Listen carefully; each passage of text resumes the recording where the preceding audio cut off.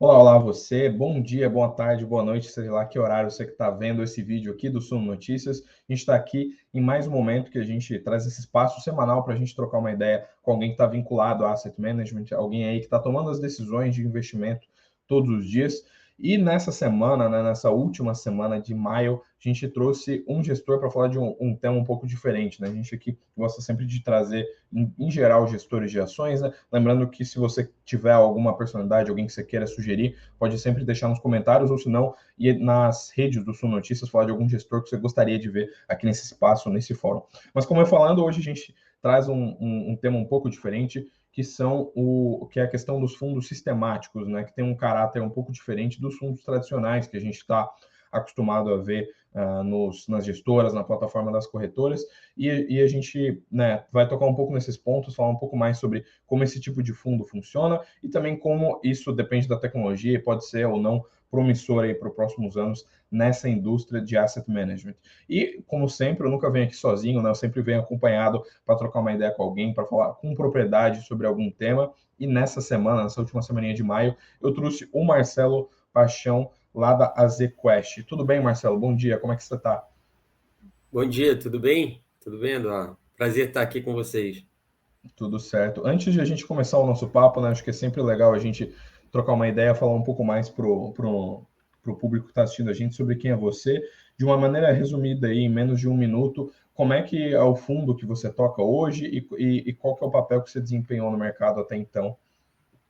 Olha, eu tenho formação em engenharia, matemática e administração, né? Então, eu fiz engenharia lá no Rio, matemática na USP e MBA lá na Colômbia, que é o berço do Vale Invest, né? Lá em Nova York. E daí, na década de 90, trabalhei em derivativos e depois trabalhei nessa área quantitativa desde 2004, né? E a gente tem essa empresa, que é a Base, que é associada à ZQuest, né? E a gente se dedica a investimentos sistemáticos, quantitativos, desde 2004, né? Em ativos líquidos, tanto no Brasil como lá fora. Perfeito. E como eu falei, né, já que a gente está tocando um pouco mais nesse tema de fundo quantitativo, né, quando eu vou falar sobre esse tema, aproveitando o ensejo aí que você falou que você tem informação em matemática, né, sempre que alguém fala nesse tema, a imagem que vem na minha cabeça é do gestor lá, acabei me esquecendo o nome dele, mas o gestor do Medallion Fund, né, Sim, o que é Jim um cara Simons. bacana. Isso, Jim Simons, É. né, aquelas fotos dele numa lousa mega cheia de números. E tem, acho que esse fundo, pela rentabilidade de ser bem grande, por ter gerado um certo buzz, muita gente falou sobre esse tema. Todo fundo quantitativo ele é meio que igual, ele segue regras iguais, ele é o mesmo tipo de lógica. E o que, que você precisa ter para formar um fundo quantitativo? O que, que ele tem de diferente, digamos assim, de um fundo tradicional de uma asset? É, são, são como fundos discricionários, tem várias estratégias, né? Então, a estratégia que o Medallion se especializou é uma estratégia de alta frequência, que usa muito estatística, e eles nem são tão bons assim em ações, por exemplo. Eles têm fundos de ações também, mas não são outlier, né, nessa área. A gente se especializa a gente aí tem dois outros grupos grandes de estratégia que cresceram muito, que não são de alta frequência, né? São de média e baixa frequência, então capturam prêmio de médio e longo prazo. Uma delas que é muito grande é o que a gente faz, que é fatores de risco em ações, que basicamente a ideia é você usar vários indicadores para ranquear as ações, né?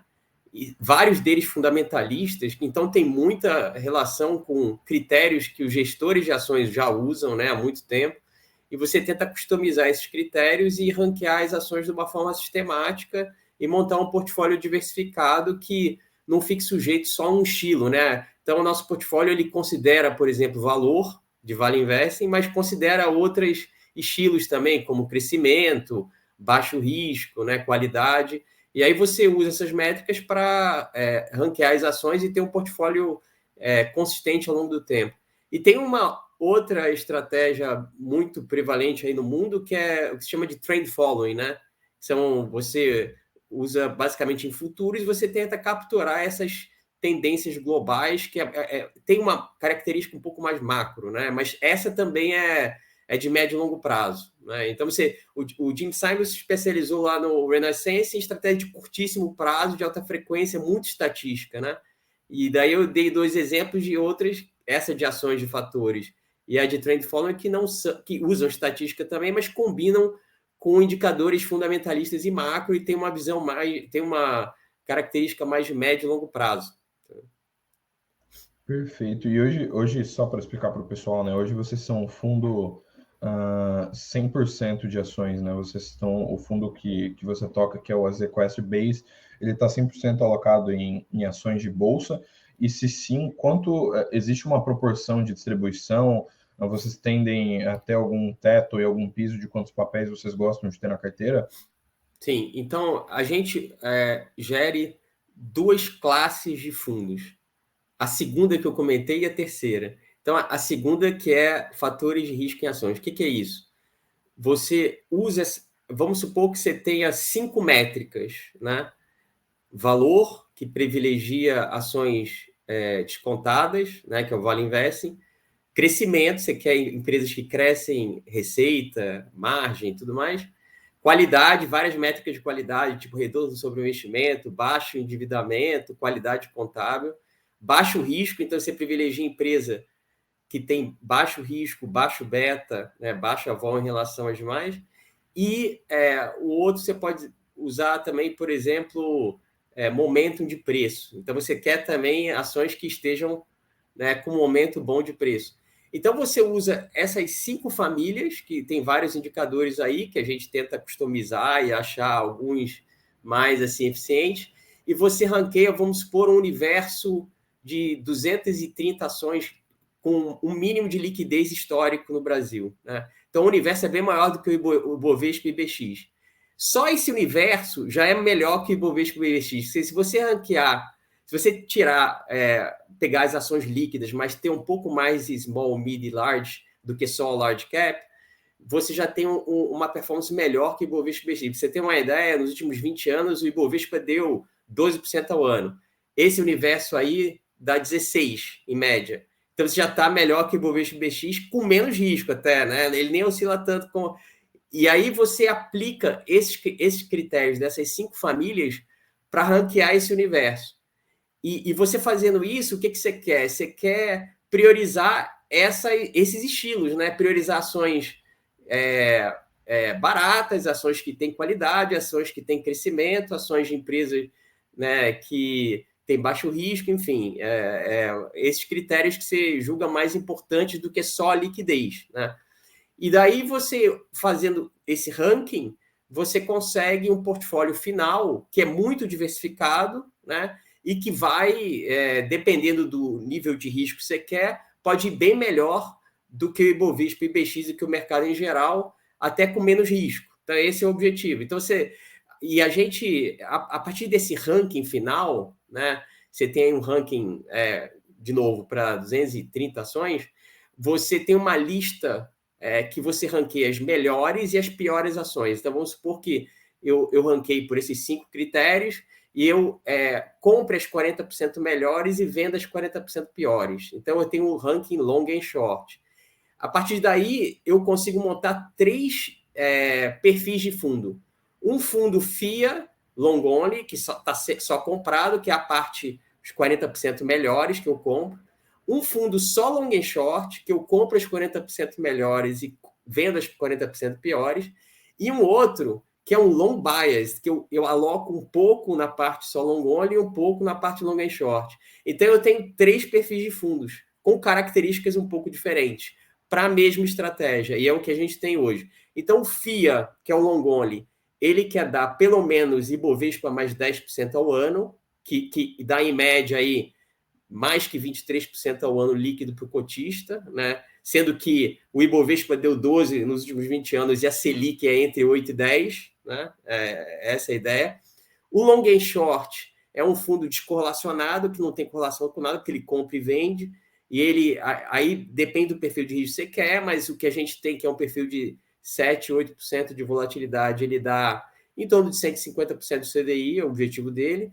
E o long bias, que tem um pouco de long only, um pouco long and short, a ideia é que ele, com 16% ao ano de desvio padrão, ele chega a dar, em média, 20% ao ano líquido para o cotista. Então, são 3 perfis de fundo de médio e longo prazo, que é de perfil de risco médio para alto, para dar algo muito relevante acima do mercado em geral, seja o CDI, seja o Ibovespa. Essa é a ideia.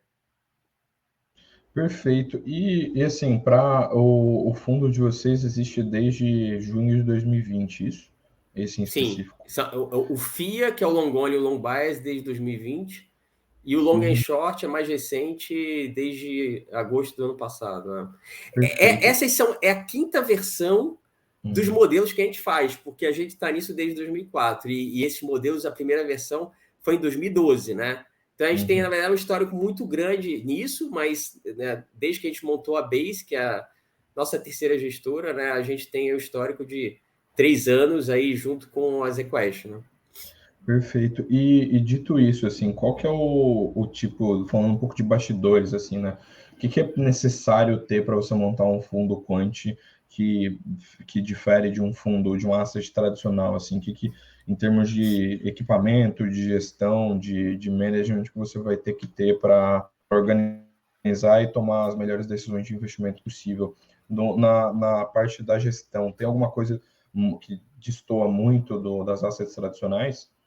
Olha, eu diria que vamos dizer assim, as áreas importantes para você formar uma gestora quantitativa em ações, elas estão cada vez mais convergentes com o que é importante você ter uma gestora tradicional, porque a tecnologia está desenvolvendo muito, né?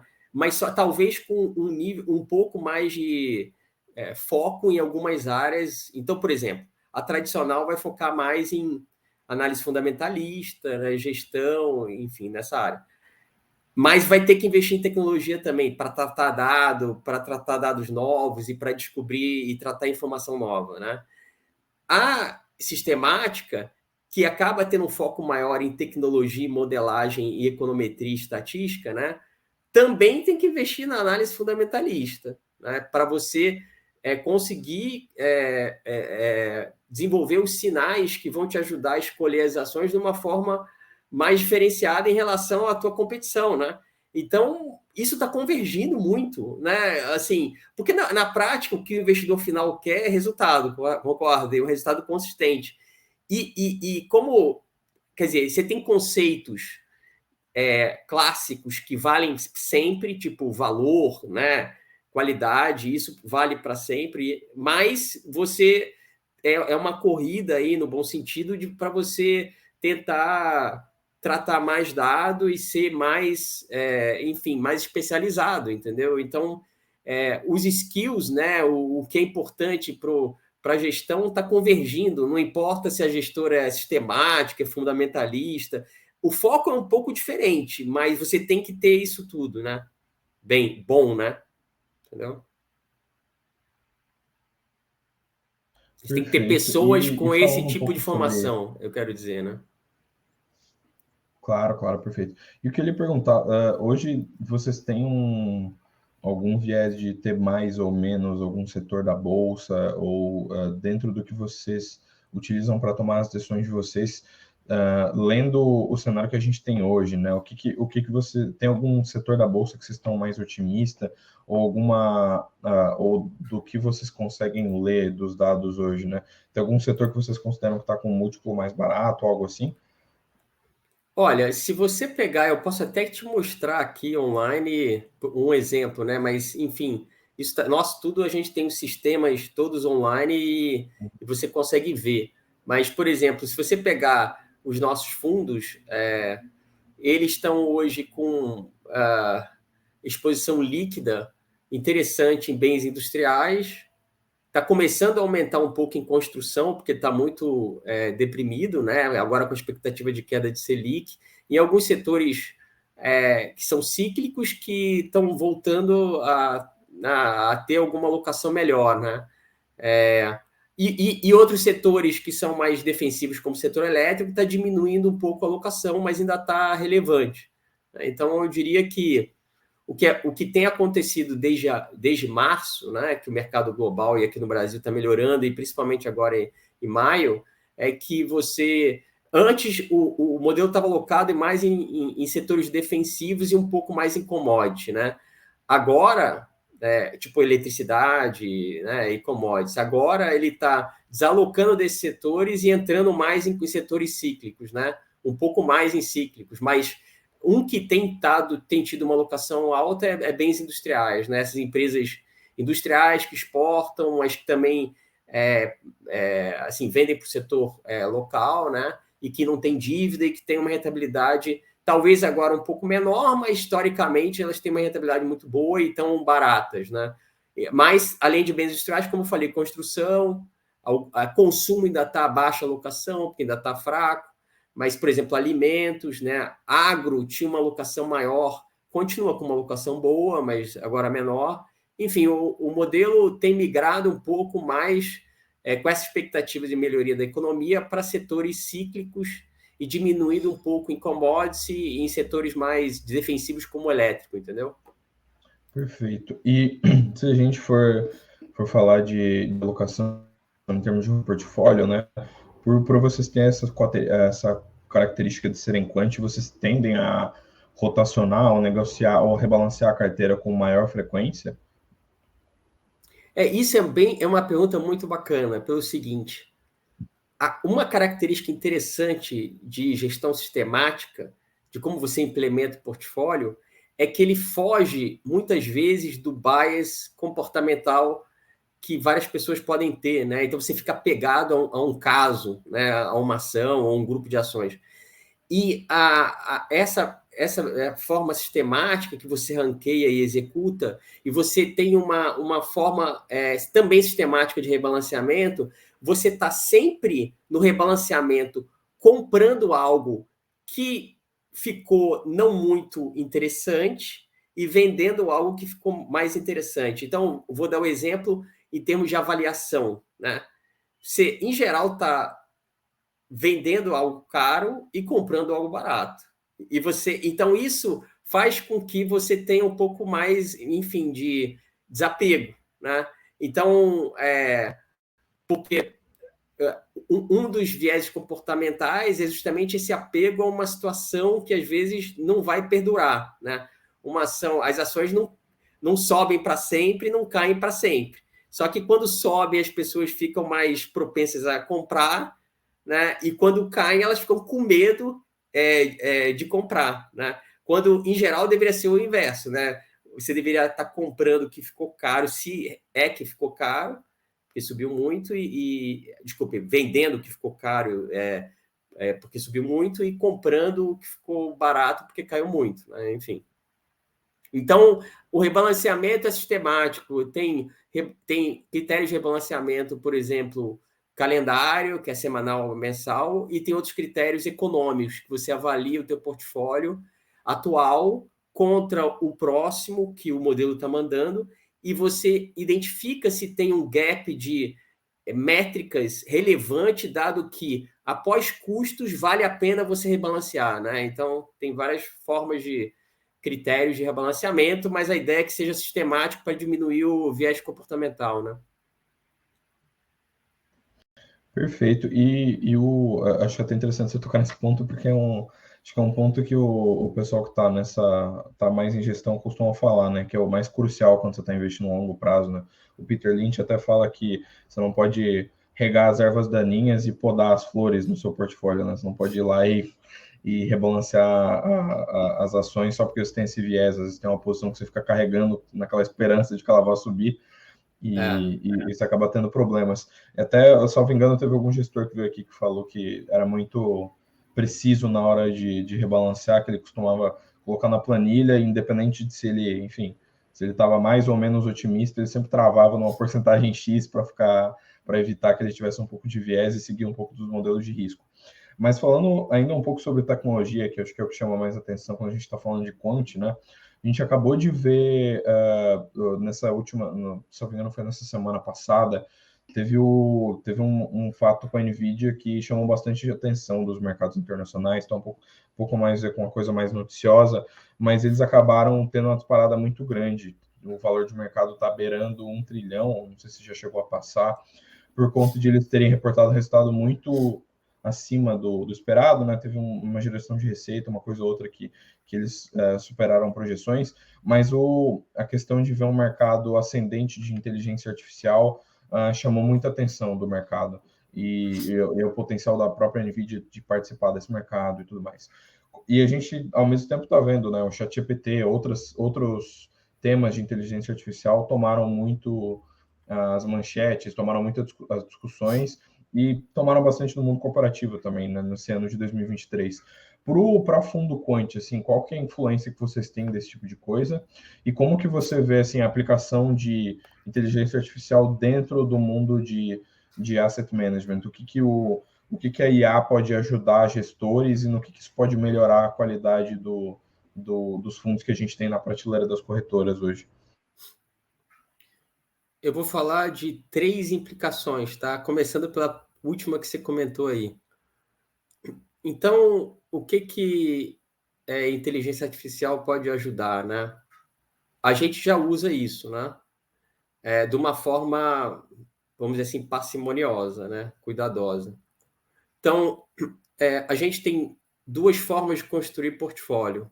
Ou seja, de selecionar os indicadores na nossa biblioteca, que tem mais de 100 indicadores, para dizer quais indicadores vão ser usados em produção, ou seja, naquele momento, para selecionar as ações nos fundos, né? O critério mais tradicional, que tem tem uns 40 anos, né, de uso nos Estados Unidos, das famílias, né, em que você categoriza os indicadores. O que é indicador de valuation, de avaliação de valor, de crescimento, de qualidade, enfim. Isso já tem uma bibliografia bem sedimentada e claro, você já tem os indicadores classificados, o trabalho todo é você desenvolver novos, selecionar, melhorar os existentes e usar o critério estatístico para, dentro das famílias, selecionar e indicar o peso que cada um vai ter ao longo do tempo. Então, essa é uma forma que se chama... essa metodologia Fama-Frente, aí, porque o Fama e o Frente é que começaram isso na década de 90, mas eles padronizaram esse tipo de visão, né? Aí já está na 5ª versão desse modelo Fama-Frente, de ser assim, enfim, de montar os modelos, a forma de montar os modelos dessa metodologia. A segunda forma é usando a inteligência artificial, o que se chama, por exemplo, uma forma de inteligência que é a machine learning, né, que é esses métodos estatísticos computacionais, que a gente produziu um artigo em 2021 e até apresentou no INSPER aqui em São Paulo. Basicamente, o que é? A gente não parte das famílias, a gente não diz que um dado indicador é para avaliação, o outro é para qualidade. A gente usa esses métodos estatísticos que vão selecionar com alguns critérios. Por exemplo, a gente pode citar o critério mais simples possível, que é um critério linear, né?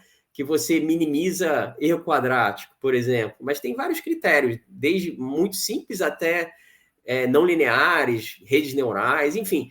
Mas vários desses critérios têm uma característica básica, que é o seguinte: você quer minimizar erro e ajustar, né, aquele indicador para explicar bem o retorno de ações.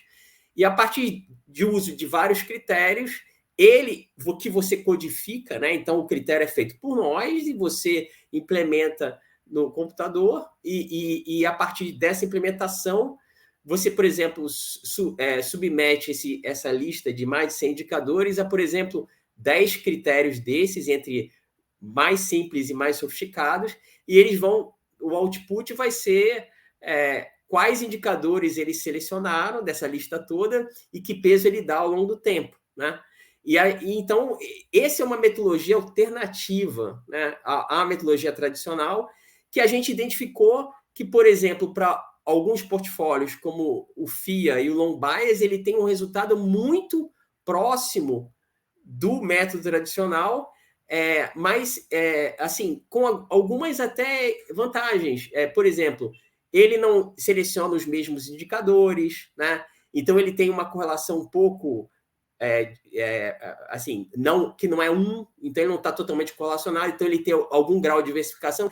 Então ajuda a gente a, por exemplo, ter uma outra alternativa de modelagem que tenha outros indicadores e outras ações, ou principalmente pesos distintos em ações semelhantes. Isso traz diversificação e traz, inclusive, aumento de capacity, né? De você gerir mais portfólios, porque você tem mais de uma classe de modelos.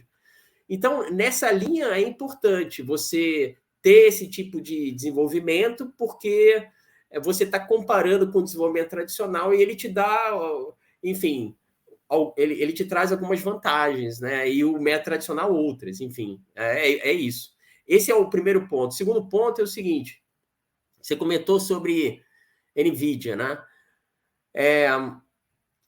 A gente tem a impressão, eu vou falar um pouco de mercado e depois de NVIDIA especificamente.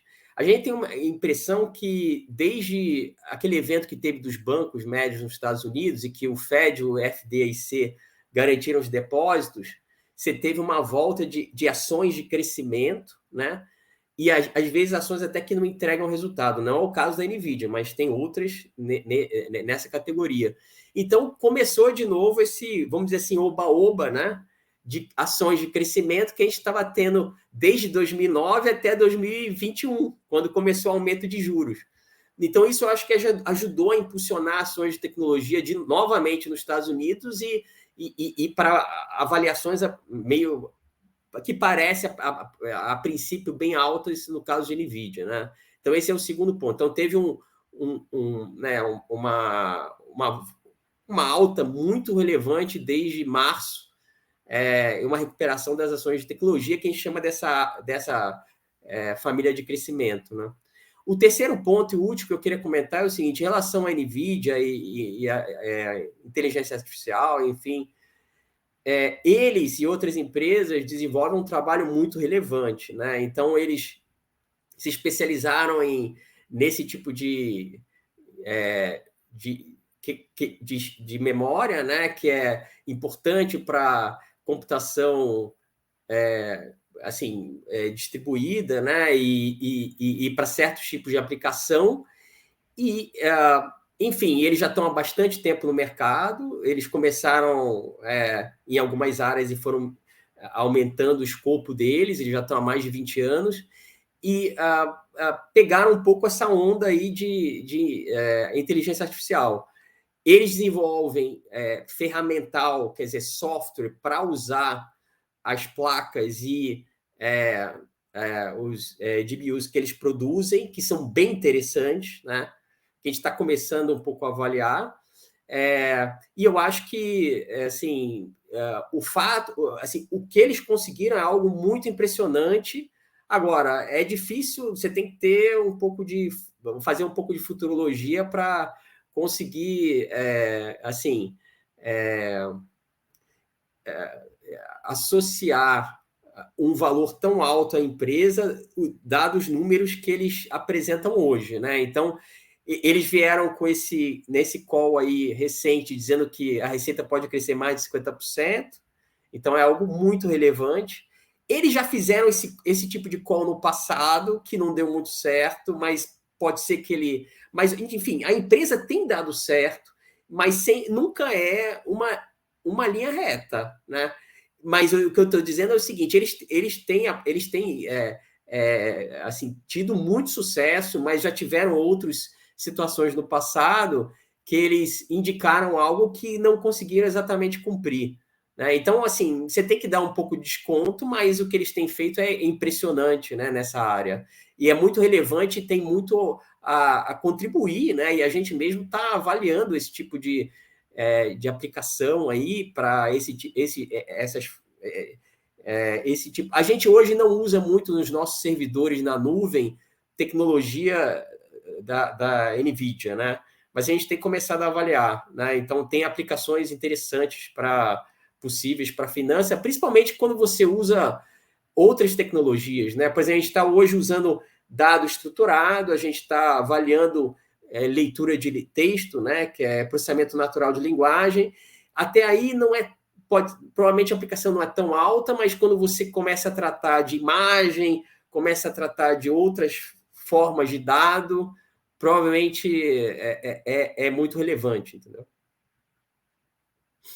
Perfeito, só compartilhando aqui também, né, para o pessoal, a gente acabou colocando isso no site lá, tá lá no Sul Notícias, esse movimento da NVIDIA, tá aqui, que ela chegou a disparar 25%, né, com esse evento de falar sobre o aumento de receita e também pela essa demanda de inteligência artificial. E ela também já acumula aí no ano de 2023 uma alta de mais de 110%, então ela já está escalando esse crescimento de valor de mercado tem alguns meses, né?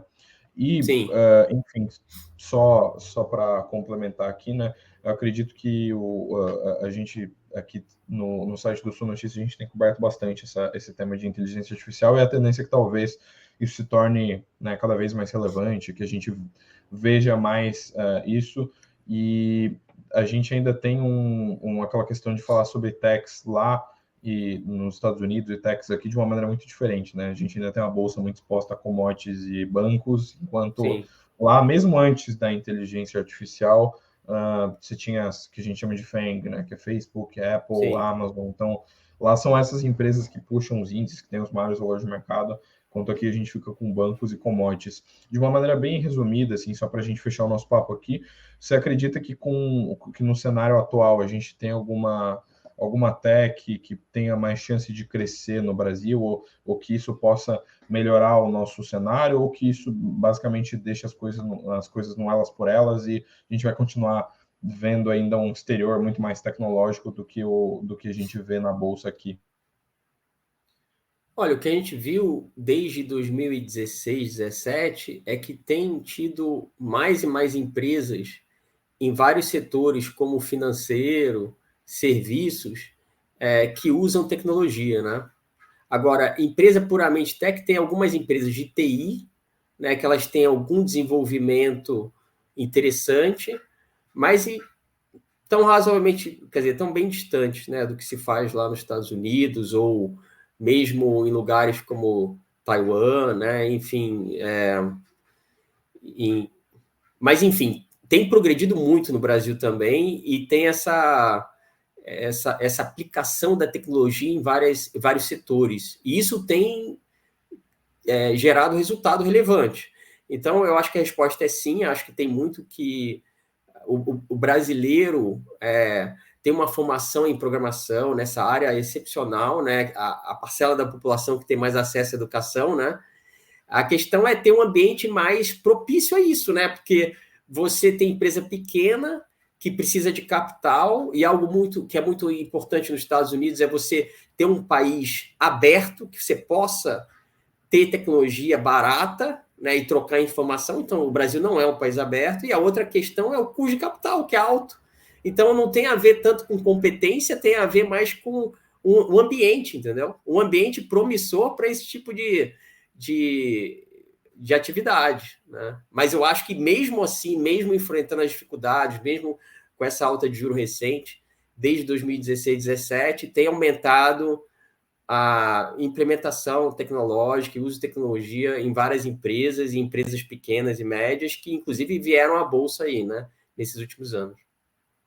Perfeito, então, muito obrigado aí, o Marcelo, pelo papo que a gente teve hoje. Convido só o pessoal, acabei de jogar na tela aí a matéria do Sul Notícias, além do conteúdo que a gente produz aqui no Audiovisual, sempre tem notícia quente, cobertura de bolsa e de ações lá no nosso site. Então, quem quiser salvar na aba de favoritos, seguir a gente no Google News, né, para sempre aparecer aquela notificação quando tiver algum breaking news aí de mercado.